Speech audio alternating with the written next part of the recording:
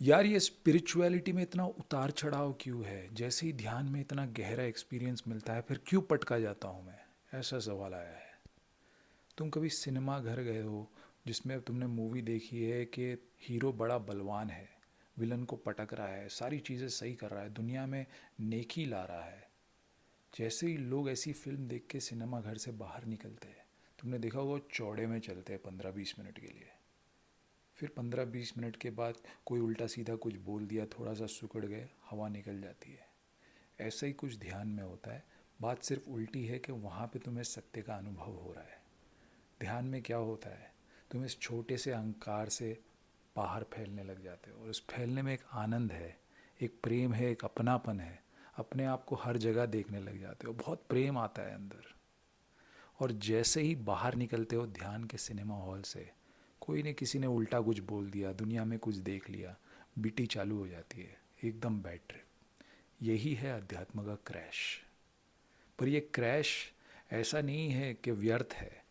ये crash actually एक training है कि तुम्हारा अहंकार जो है, तुम्हारा संसार में जो रोल जो है, तुम अपने को जिस तरह से देखते हो उसको तुम्हें अलाइन करना है तुम्हारे आध्यात्मिक नेचर से।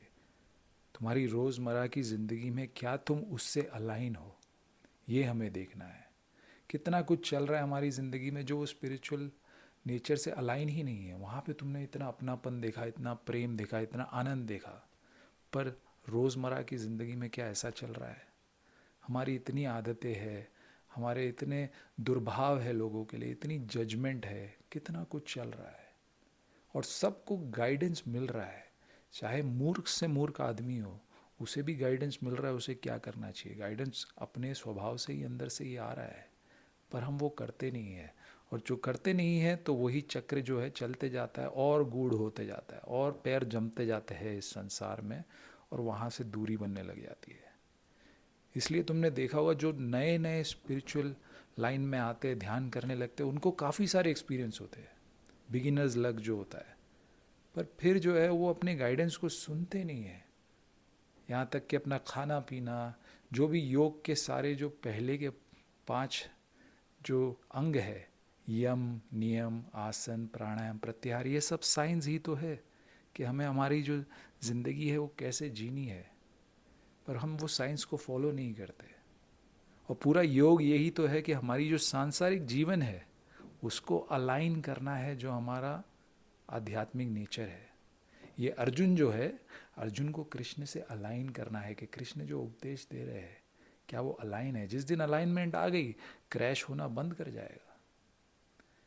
हो क्या रहा है हमारे साथ? हम उस पंछी की तरह है जो एक केज में है, एक पिंजरे में है, और कभी कभार एक उड़ान भर लेते हैं और बहुत मज़ा आता है उड़ान भर के खुले में। पर फिर थोड़े देर बाद याद आ जाती है कि भाई पिंजरे में खाना पीना मिल रहा था, दाना पानी चल रहा था, यहाँ पे तो खुद ढूंढना पड़ेगा। फिर से पिंजरे में आ जाते हैं, बंद हो जाते हैं। यही क्रैश है। तो थोड़ा जिगरा भी बनाना पड़ेगा आसमान में कि खुद ढूंढना है अभी सब। थोड़ा जिगरा खोलना पड़ेगा। इसलिए हम जब संसार में जाते हैं, वहाँ से एक्सपीरियंस लेके आए हैं, वो ग्लिम्स मिला है हमें सत्य का, उसको थोड़ा सा उसकी इज्जत भी करनी पड़ेगी ना। पर जैसे ही हम वो ग्लिम्स लेके आ जाते हैं, फिर से संसार को ज़्यादा इज्जत देने लग जाते हैं वो सत्य से। तो तुम्हारे अंदर का जो सत्य है, जो तुमने देखा है, एक छोटी सी ग्लिम्स मिली है, उसको तुम्हें संसार में जो है एक वीर बन के उतारना होगा। उसके साथ खड़े रहना पड़ेगा कि ये ग्लिम्स मिली है, अब मेरे को उसके साथ खड़ा रहना है, चाहे पूरी दुनिया की चीज़ें जो है वो उसको कॉन्ट्राडिक्ट करती हो, पर तुम वो सत्य के साथ खड़े हो। तो ऐसे रोज़मर्रा की ज़िंदगी में काफ़ी गाइडेंस मिलता है। पर हमारी कंडीशनिंग जो है, तुम शायद जहाँ पैदा हुए हो वो सारे लोगों की बिलीफ्स एकदम अलग है जिससे तुम फील करते हो। तो थोड़ा सा रिबेल बनना पड़ेगा। आज तक जितने भी स्पिरिचुअल टीचर्स आके गए हैं वो यही तो मैसेज दे के गए हैं कि तुम्हें रिबेल बनना है, तुम्हें क्रांति लानी है अपने जीवन में। ऐसा नहीं कि बाहर जाके कोई झंडा गाड़ना है, पर अपने जीवन में तो लानी है, डेली लाइफ में, जिसका गाइडेंस हमें रोज़ मिल रहा है। और जैसे ही हम वो गाइडेंस फॉलो करने लग जाएंगे, जो छोटा सा यहाँ पे आ रही है ना अंडरस्टैंडिंग, उसको खाली अपने को उतारना है उस मोमेंट में, वैसे और एक्सपीरियंस आते जाएंगे। फिर एक सिनर्जी बनती जाएगी। जैसे जैसे तुम इस चीज़ को फॉलो कर रहे हो जो तुम्हारा ही इंटेलिजेंस तुम्हें कह रहा है, उसको रोक नहीं रहे हो, वैसे ही जो है तुम्हारा जो रियल नेचर है और एक्सप्रेस होने लगे और तुम उसमें ज़्यादा से ज़्यादा स्थिर होने लग जाओगे। जैसे ही हमारी सांसारिक ज़िंदगी जो है वो अलाइन हो जाएगी, तब तुम्हें दिखाई पड़ेगा ऐसा कोई डिवीज़न है ही नहीं, संसार का और आध्यात्म का दोनों एक ही चीज़ है। ये अलाइनमेंट को हमें लाना है, और अलाइनमेंट का गाइडेंस कोई बाहर से नहीं आएगा। हाँ, इसमें कोई तुम्हारी मदद कर सकता है अगर साथ में लोग जो है अपने पे काम कर रहे हैं, कोई इंस्पिरेशन है जिसको देख के तुम्हें ऐसा लगता है हाँ मेरे लिए भी ये पॉसिबल है। हाँ, इन लोगों के आसपास रहने में तुम्हें गाइडेंस मिलते रहेगा कि तुम जो है तुम्हारे अंदर ऊर्जा आती रहेगी वो चीज़ करने के लिए।